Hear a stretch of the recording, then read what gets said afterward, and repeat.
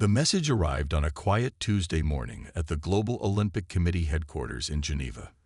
The holographic display pulsed with a soft blue light, bearing the seal of the Galactic Sports Council. Inside the main conference room, 20 pairs of human eyes stared at the projection in complete silence. "Play it again," said Robert Wilson, the committee chairman, his voice barely above a whisper. The AI assistant complied, and the message flickered to life once more. To the representatives of Earth's sporting community, the translator converted the alien language into clear English. After 50 Earth years of observing your species following first contact, the Galactic Sports Council extends a formal invitation to participate in the 847th Galactic Olympics. Director Wilson wiped his forehead with a handkerchief. 50 years of proving humanity's worth in science, trade, and diplomacy had finally led to this moment.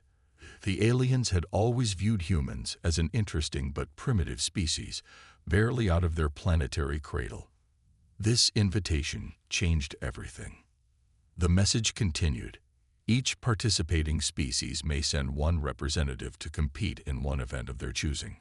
Based on our extensive studies of human physiology, we recommend the 400-meter sprint category. The committee members exchanged glances. The 400-meter sprint wasn't just any race. It was considered one of the most challenging events in both human and galactic athletics. It required the perfect balance of speed, endurance, and tactical thinking. "We have 2 months to find our champion," announced Wilson, standing up. "Someone who can represent not just a country, but our entire species." The search began immediately. The committee analyzed data from every professional runner on Earth. They needed someone special, an athlete who could compete against beings who had evolved on worlds with different gravities, atmospheres, and physical laws. That's when they found James Miller. James wasn't the fastest human alive. He didn't hold any world records. He wasn't even the top-ranked runner in his country. What made him special was his consistency and his peculiar ability to perform better under pressure, a trait that the committee's eye analytics had flagged as uniquely advantageous. They found him training at his local track in a small town, the same track where he'd been running since high school. James was 30 years old, tall but not remarkably so, with an ordinary build that didn't hint at his extraordinary capabilities. When the committee representatives approached him, James was doing what he always did, running his laps in the early morning light, his breath forming small clouds in the cool air. "Mr. Miller," called out Dr. Thompson, the team's lead sports scientist, "we need to talk about representing Earth." James slowed to a stop, his expression curious but calm. As Dr. Thompson explained the situation, his eyes widened slightly, but he remained composed. Another trait that had made him stand out in the committee search. "Let me get this straight," James said, wiping sweat from his brow. "You want me to race against aliens, beings who've been competing in these games for centuries?" "Yes," Dr. Thompson replied simply. "Our data suggests you have the best chance of all human athletes. Your ability to maintain peak performance under stress is remarkable." James looked at the track, then at the morning sky where somewhere, light years away, the greatest sporting event in the galaxy was being prepared. "When do we start?" he asked. Within hours, James was on a supersonic transport to the Olympic training facility in Geneva. As he watched the clouds pass below, he thought about the weight of responsibility now resting on his shoulders. He wasn't just running for personal glory or national pride. He was running to prove humanity's worth among the stars. The first step of Earth's greatest sporting journey had begun, and none of them could imagine just how far it would take them. The space station hosting the Galactic Olympics made Earth's largest structures look like children's toys. James pressed his face against the transport ship's window, watching the massive ring-shaped structure slowly rotate against the backdrop of unfamiliar stars. Impressive, isn't it? Dr. Thompson stood beside him. Home to over 50,000 athletes from 300 different species during the Games. The docking process took nearly an hour. When James finally stepped onto the station, The artificial gravity felt slightly lighter than Earth's, making each step feel bouncy and uncertain. The air had a metallic taste that the filters couldn't quite remove. Their welcome party consisted of 2 officials from the Galactic Sports Council. The taller one had blue-tinted skin and 4 arms, while the other looked almost human except for its silver scales. They wore identical white uniforms with the Galactic Olympics symbol, a spiral of stars forming a perfect circle. "Welcome to Olympic Station," the blue official said through a translator. "We hope you find your accommodation adequate for your species' needs." James noticed the slight pause, the careful choice of words. He'd been warned about this. Many alien species viewed humans as primitive beings who had stumbled too quickly into galactic society. The living quarters assigned to him were clearly designed with various species in mind, with adjustable everything, from the atmosphere mix to the bed's firmness. Through his window, he could see one of the main training areas, a massive zero-gravity chamber where athletes from various worlds practiced their sports. His first training session was scheduled for the next morning. When James arrived at the standard gravity track, several alien athletes were already there.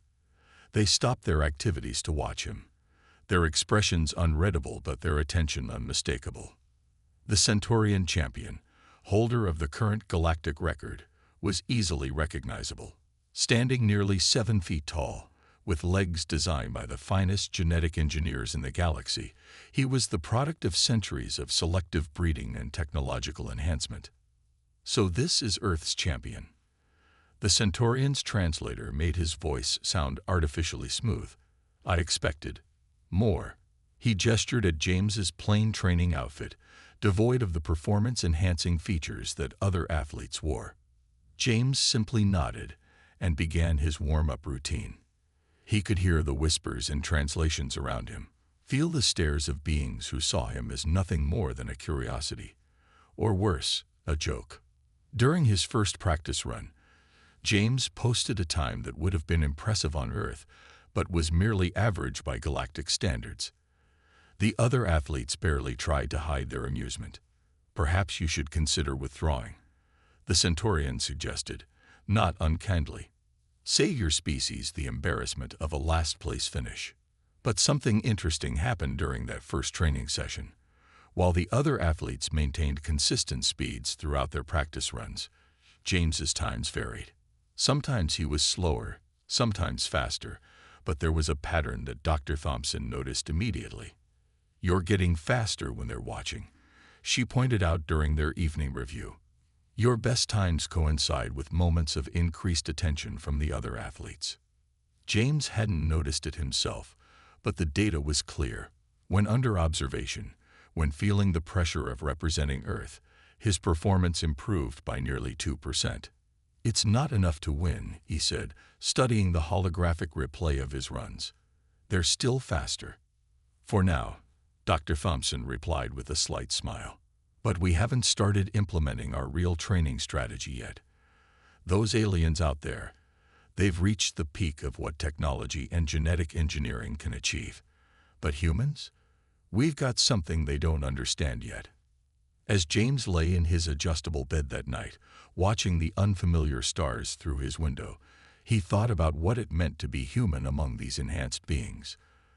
They might have centuries of technological advancement on their side, but humanity had something else. Millions of years of evolution that had created beings capable of pushing beyond their limits when it mattered most. Tomorrow's training would show them just a glimpse of what that meant. The third day of training brought an unexpected revelation. James was taking his usual break between runs, watching the other athletes, when he noticed something odd about their behavior. The alien runners would complete their laps with perfect precision, then stop immediately, showing no signs of exhaustion or stress. Dr. Thompson sat next to him on the bench, tablet in hand. "Notice anything interesting?" "They don't sweat," James said, then corrected himself. "Well, of course they don't. They're aliens. But what I mean is, they don't show any signs of pushing themselves. No heavy breathing, no tired muscles, nothing." "Exactly." Dr. Thompson pulled up some biometric readings on her tablet. We've been monitoring their vital signs during training. Their bodies maintain optimal performance until they hit their limit. Then just stop. No pushing past it, no second wind, no adrenaline rush. This caught James's attention. They don't have adrenaline. Not like we do. Most species in the galaxy evolved in much more stable environments than Earth. They never needed the fight or flight response that humans developed. Their bodies are more efficient, yes, but also more predictable. James watched as the Centaurian champion completed another perfect lap. His movements were flawless, each stride exactly like the last. But there was something mechanical about it, something lacking the raw energy that characterized human runners. That's why they rely so heavily on technology, Dr. Thompson continued. They've reached the natural limits of their biology and use artificial means to go further. But humans, she smiled. We're built differently. Later that day, James participated in a joint training session with athletes from various worlds. The track officials had set up a series of automated pace markers, floating lights that move at specific speeds to help runners maintain their rhythm.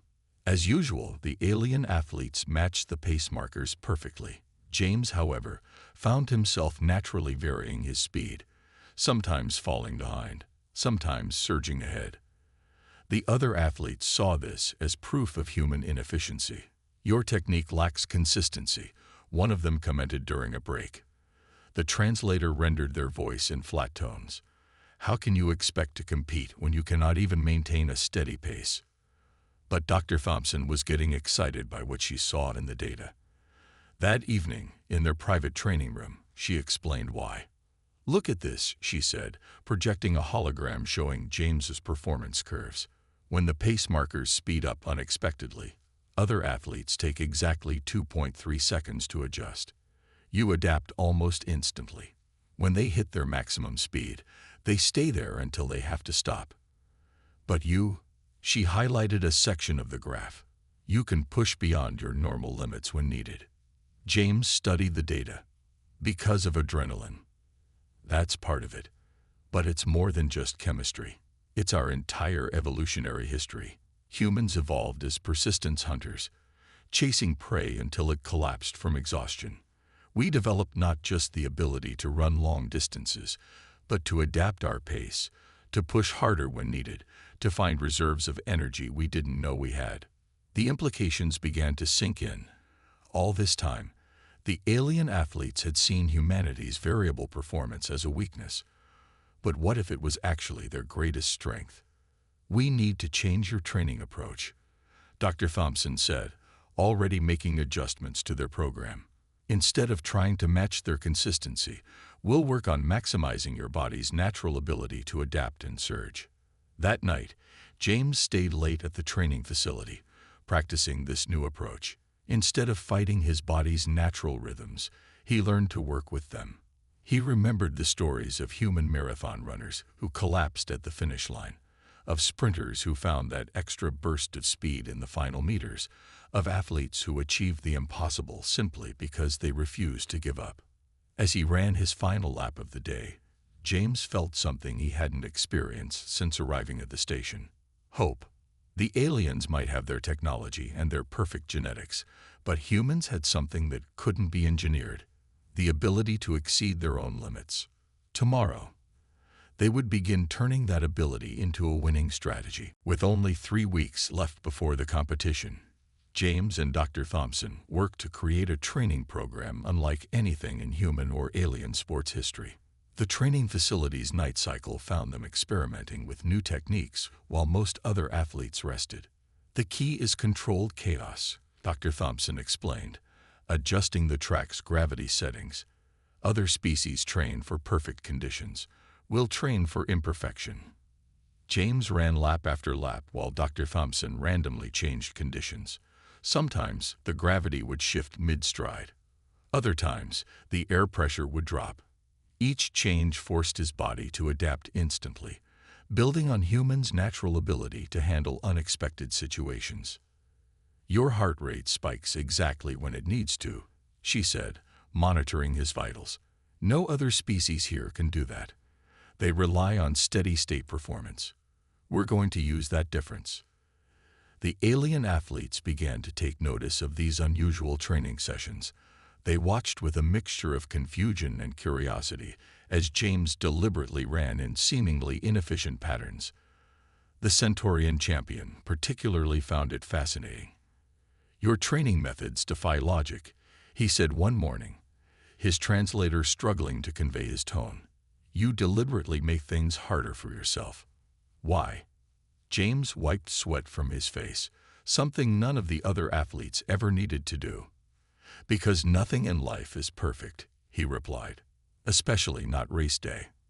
Dr. Thompson had discovered something else in their research. While alien athletes used technology to maintain optimal body temperature, humans had a natural cooling system: sweat. In longer races, this could be a crucial advantage. They added mental training to their routine. Dr. Thompson would project holograms of crowds, create unexpected noises, anything to trigger James's natural stress responses. While other athletes saw stress as a problem to be eliminated, they saw it as a tool to be harnessed. "Imagine the final stretch," she would say during these sessions. "Your body is telling you to stop. Every muscle is burning. But then you hear the crowd. You feel the pressure, and something clicks." The training wasn't just physical. They studied recordings of previous Galactic Olympics, analyzing how different species moved, how they handled the final meters of the race. Most importantly, they looked for signs of weakness in their perfect techniques. 2 weeks before the race, they had a breakthrough during a practice run. James had been running for an hour, his times getting steadily worse as fatigue set in. Then Dr. Thompson activated all environmental changes at once: gravity, temperature, air pressure. Instead of failing, James's time suddenly improved by 3 seconds. "That's it," Dr. Thompson exclaimed, rushing to check the data. "Under extreme stress, your body doesn't just maintain performance, it improves. It's like every cell remembers our ancestors running from predators, hunting for survival." The discovery led to their final training strategy. While other athletes worked to eliminate variables, James embraced them. While they sought perfection, he sought adaptation. Every session ended with him more exhausted than any other athlete on the station, but also more prepared for the unexpected. 1 week before the race, during his final heavy training session, James ran a time that would have broken the Earth record. The alien athletes who saw it still weren't impressed. By their standards, it was merely acceptable. But Dr. Thompson was smiling.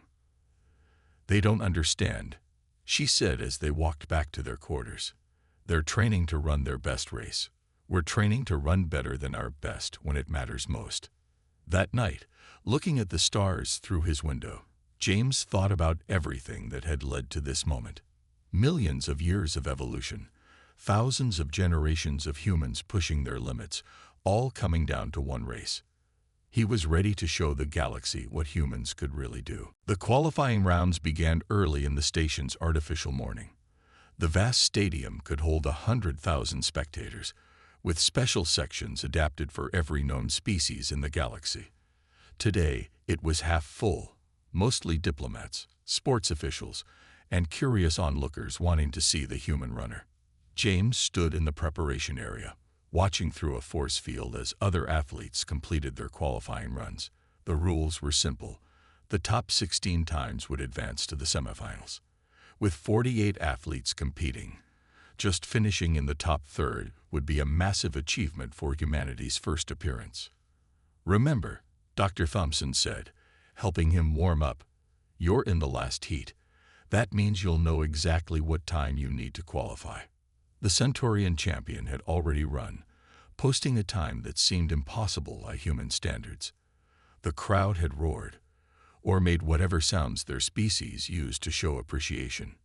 Now they were watching a runner from the Proxima system, their bodies seemingly made of shifting light. "Look at their techniques," Dr. Thompson pointed out. "Perfect form, perfect pace, perfect everything. But watch what happens if something unexpected occurs." As if on cue, A small power fluctuation caused the gravity to shift slightly. The current runner stumbled, losing precious fractions of a second. Their final time was still impressive, but not what it should have been. The hours passed slowly. James watched runner after runner complete their qualifying attempts. Some were incredibly fast, others surprisingly slow. He noticed that many of the enhanced athletes struggled with minor environmental variations, things that his training had prepared him for. Finally, it was time for the last heat. 3 runners remained: James, an athlete from a high-gravity world, and one whose species had evolved from flying creatures. The qualifying cutoff time had been established. James would need to run faster than he ever had on Earth to make it through. As he stepped onto the track, the stadium grew quieter. Many spectators had never seen a human before. The commentary, translated into hundreds of languages, explained that humans were a primitive but promising species making their first Olympic appearance. The starting position felt strange. The track was made of some material that adjusted to each runner's biology. Under his feet, it felt almost like the track back home where he trained for years. The starter gave instructions in the universal sporting language that all athletes had learned. James took his position, feeling the familiar pre-race surge of adrenaline that made his heart race and his senses sharpen. The start was clean. The high-gravity athlete took an early lead, their powerful legs designed for much stronger forces than this. The flying species representative moved with incredible grace, barely seeming to touch the ground. James ran his own race, just as they had practiced. He stayed steady through the first curve, letting his body find its rhythm. The alien audiences murmured. His form wasn't as perfect as the others. His pace seemed irregular. Then, halfway through, something happened that would change everything. A mechanical issue caused the environmental controls to fluctuate. The gravity wavered, the temperature shifted, and the air pressure became uneven. The other runners faltered, their enhanced bodies struggling to adjust to the changing conditions. But James barely noticed. This was exactly what he had trained for. His body naturally adapted to each change, his stride adjusting automatically. He passed the flying athlete on the back straight. The high-gravity runner was still ahead, but they were struggling now, their perfect form disrupted by the irregular conditions. James felt the familiar burn in his muscles, the pounding of his heart, and then that unique human trait kicked in. With the finish line approaching and everything at stake, his body found another gear.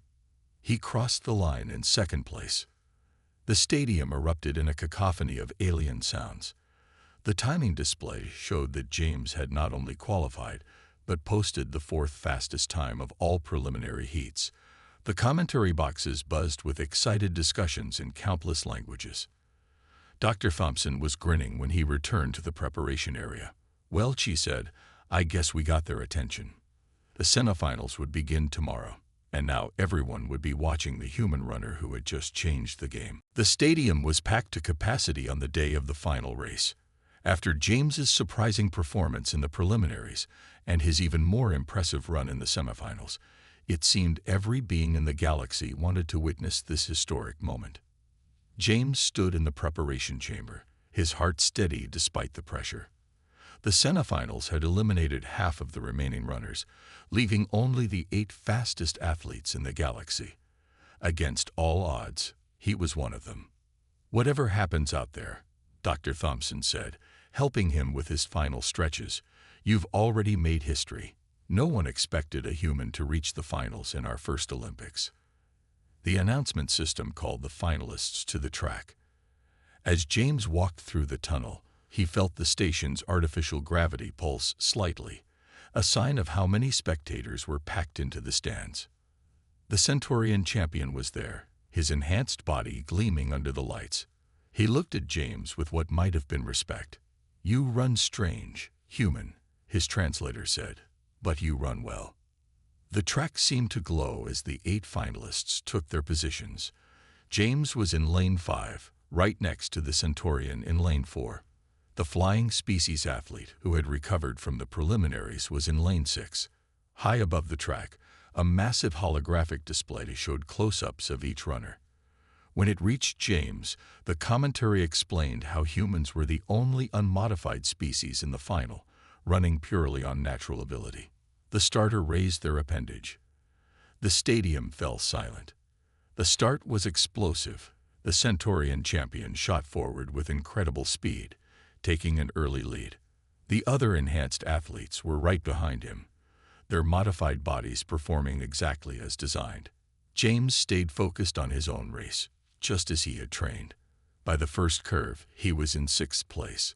The crowd's roar was deafening, translated cheers and shouts mixing into a wall of sound.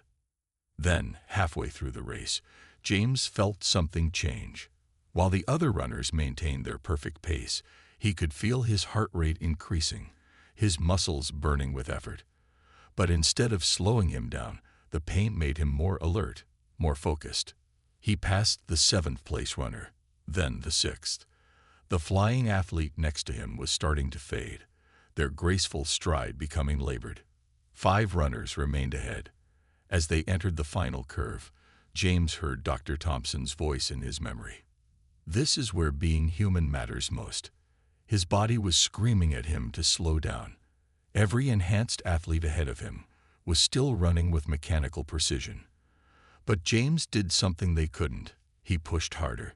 The gap began to close. 4th place, then 3rd. The Centaurian champion was still in front, but his lead was shrinking. The crowd noise reached a new level of intensity as they witnessed something unprecedented. In the final straight, with 50 meters to go, James felt the full power of human evolution take over. Adrenaline flooded his system. His vision narrowed to the finish line. Every cell in his body, carrying the legacy of countless ancestors who had run to survive, fired at maximum capacity. He passed the 2nd place runner with 30 meters left. The Centaurian champion was only a few steps ahead now. The entire stadium seemed to hold its breath. 10 meters from the finish, James pulled even with the champion. The Centaurian's perfect stride remained unchanged. He had no more to give, no hidden reserves to call upon. But James did. He crossed the finish line first by a quarter of a second. The stadium exploded. The holographic displays showed the impossible. A human had just won the most prestigious sprint event in the galaxy. James slowed to a stop, his legs shaking, sweat pouring down his face. Physical reactions that showed just how hard he had pushed his natural body. The Centaurian champion approached him, towering over the exhausted human. For a moment, he studied James with all 4 of his eyes. Then he did something unexpected. He bowed. In that moment, every species in the galaxy learned something important about humans. They were not primitive at all. They were something far more interesting. They were survivors who had never forgotten how to push beyond their limits. The day after the race, James woke up to discover that everything had changed. His victory had become more than just a sporting achievement. It had become a symbol of humanity's potential in the galactic community. The station's main hall was filled with reporters from across the galaxy. Their translation devices created a buzz of overlapping languages as they waited to speak with the human who had defeated their enhanced champions. James stood before them, still tired from yesterday's race, but standing tall. "How did you maintain speed when your body showed clear signs of exhaustion?" one reporter asked. James thought for a moment before answering. "That's the thing about humans. Sometimes we run best when we're tired. Our bodies tell us to stop, but we choose not to listen." The Galactic Sports Council called an emergency meeting that morning. The question they faced was unprecedented. Should natural and enhanced athletes compete in separate categories? The debate lasted hours, with representatives from hundreds of species sharing their views. Dr. Thompson sat with James while they waited for the decision. "Whatever they decide," she said, "you've shown them something they didn't understand about human potential." The council's announcement came that afternoon. Starting with the next Galactic Olympics, there would be 2 divisions, enhanced and natural. It wasn't just about humans. Other species had begun questioning their reliance on technological enhancement after watching James's victory. The Centaurian champion visited James in his quarters that evening. Without his translator, he made a series of musical sounds that somehow conveyed respect. Then he handed James a small crystal, a traditional gesture of honor among his people. Back on Earth, the impact was even greater. Videos of the race were playing everywhere. Young athletes who had never considered competing without enhancement began training naturally. The term "running like a human" became a phrase across the galaxy, meaning to succeed through pure determination. A week later, as James prepared to return to Earth, he had one final meeting with the Galactic Sports Council. They had a request that would change his life again. "We want you to help establish the training program for the natural division," they told him. "Your victory has inspired many species to explore their natural abilities. They want to learn the human way of pushing limits." James looked at Dr. Thompson, who smiled and nodded. "I think we can help with that," he said.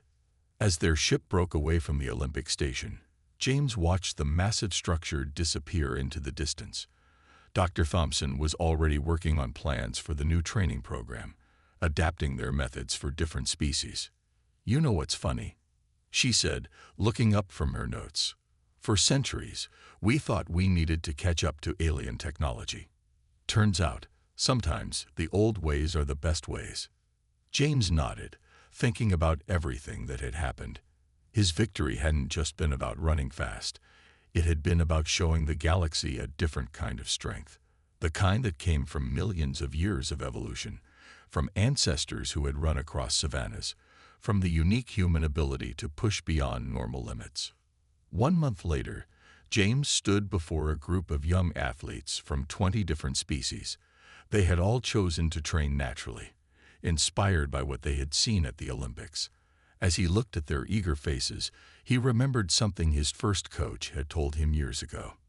"Running isn't about being the best," he told them. "It's about being better than you were yesterday. And sometimes, when everything is on the line, you find out you're capable of more than you ever imagined." The next Galactic Olympics would see a record number of athletes competing in the natural division. But more importantly, it would show that in a galaxy full of technological wonders, there was still something special about relying on natural ability, determination, and the willingness to push beyond your limits. That was humanity's true gift to the galaxy, not just how to run faster, but how to find strength in being exactly what you were meant to be.